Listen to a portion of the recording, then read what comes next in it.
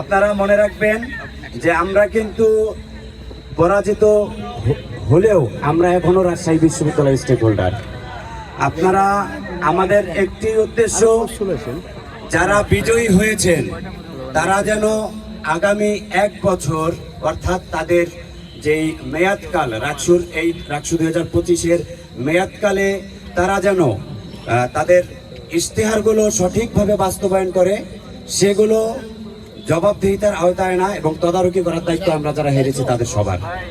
এবং সর্বপ্রথম আমরা একটা কথাই বলতে চাই, আমি যেহেতু ভিপি প্রার্থী, আমি আমার বিজয়ী ভিপি প্রার্থী আমার বড় ভাই, শ্রদ্ধেয় বড় ভাই মোস্তাকুর রহমান জাহিদ ভাইয়ের কাছে বলতে চাই। তিনি বলেছিলেন যে আমরা যেই বিজয়ী হই আমরা সকলে একসাথে কাজ করব। তিনি যেন তার কথা রাখেন, তার কাছে এই আহ্বান রইল আমার।